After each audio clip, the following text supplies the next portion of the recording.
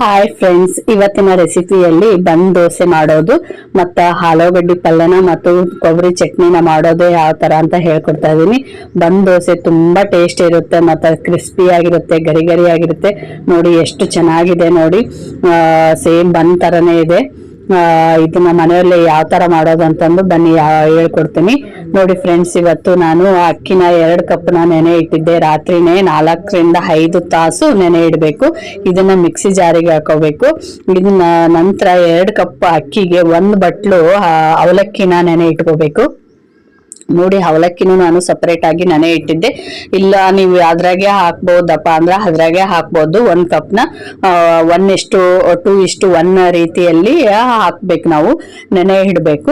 ಈಗ ನಾನು ಸ್ವಲ್ಪ ಅದೇ ನೀರಿಂದಾನೆ, ರಾತ್ರಿ ನೆನೆ ಇಟ್ಟಿದ್ನೆಲ್ಲ ಅದೇ ನೀರಿಂದಾನೆ ಸ್ವಲ್ಪ ರುಬ್ಕೊಂತಾ ಇದ್ದೀನಿ. ಅರ್ಧ ರುಬ್ಕೊಂಡ ನಂತರ ಕೊಬ್ಬರಿನ ತುರ್ಕೋಬೇಕು.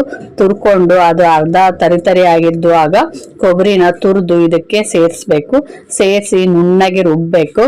ಫ್ರೆಂಡ್ಸ್, ಇದು ಎಷ್ಟು ಚೆನ್ನಾಗಿ ನಾವು ರುಬ್ಕೊಂತೀವೋ ಅಷ್ಟು ಚೆನ್ನಾಗಿ ಬಂದ್ ದೋಸೆ ರೆಡಿ ಆಗುತ್ತೆ. ನೋಡಿ, ಇವಾಗ ನಮಗ ಒಂದೊಂದು ಹಿಡಿಯುವಷ್ಟು ಕೊಬ್ಬರಿನ, ತುರಿದಿದ್ದ ಕೊಬ್ಬರಿನ ಅದಕ್ಕೆ ಹಾಕಿ ನಾವು ರುಬ್ಕೋಬೇಕು.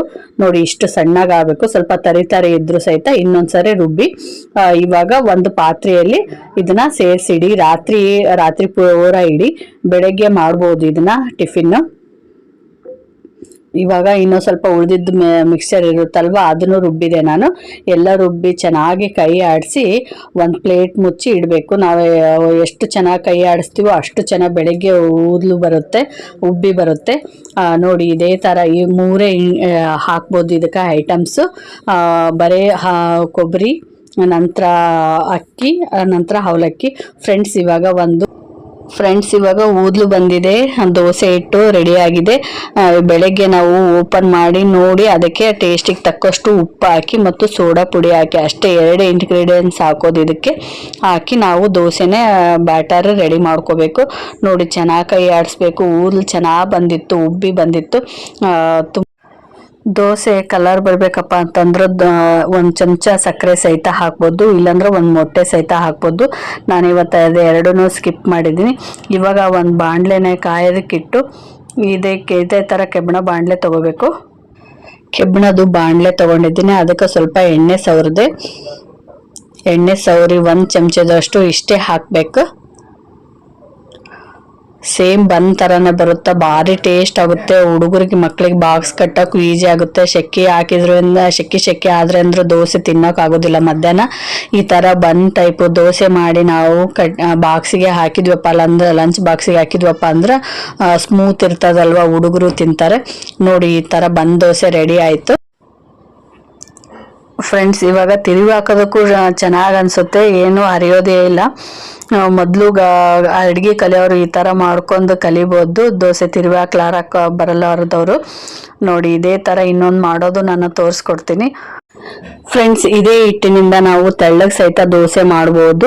ನೋಡಿ, ಇದೇ ಥರ ಕೆಬ್ಬಣದ ಇದನ್ನ ಇಟ್ಟಿದ್ದೀನಿ, ನಾನು ಹಂಚಿಟ್ಟಿದ್ದೀನಿ. ಇವಾಗ ಇದೇ ಥರ ನಾವು ಅದೇ ಹಿಟ್ಟನ್ನು ತೆಗೆದುಕೊಂಡು ನಾವು ತೆಳ್ಳಗೆ ದೋಸೆ ಹಾಕೋಬೋದು.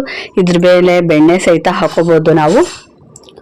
ನೋಡಿ, ತೆಳ್ಳಗೆ ಗರಿ ಗರಿಯಾಗಿ ದೋಸೆ ಬರುತ್ತೆ.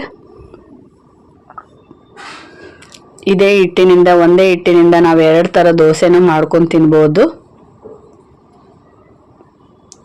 ಫ್ರೆಂಡ್ಸ್, ನಿಮಗೆ ಇಷ್ಟ ಆಯ್ತಂದ್ರೆ ಒಂದು ಲೈಕ್ ಮಾಡ್ಬೋದಾ, ಮತ್ತು ಸಬ್ಸ್ಕ್ರೈಬ್ ಮಾಡಿ ನನ್ನ ಚಾನಲ್ಗೆ. ನಂತರ ನಾನು ಇದಕ್ಕೆ ಆಲೂಗಡ್ಡೆ ಪಲ್ಯ ಮಾಡೋದು ಹೇಳ್ಕೊಡ್ತೀನಿ ಮತ್ತು ಚಟ್ನಿನೂ ಮಾಡಿದ್ದೀನಿ.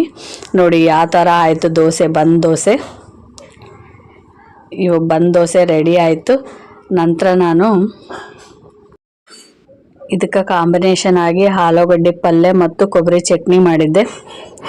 ಆಲೂಗಡ್ಡೆ ಪಲ್ಯನ ಅಲ್ಲೇ ಒಂದು ವಿಡಿಯೋದಲ್ಲಿ ಮಾಡೋದು ತೋರಿಸಿದ್ದೀನಿ, ಕೊಬ್ಬರಿ ಚಟ್ನಿನೂ ಒಂದು ವಿಡಿಯೋದಲ್ಲಿ ಮಾಡೋದು ತೋರಿಸಿದ್ದೀನಿ. ಇದಕ್ಕೆ ಕಾಂಬಿನೇಷನ್ ಆಗಿ ಕೊಬ್ಬರಿ ಚಟ್ನಿ ಮಾಡಿದರೆ ತುಂಬ ಟೇಸ್ಟ್ ಇರುತ್ತೆ.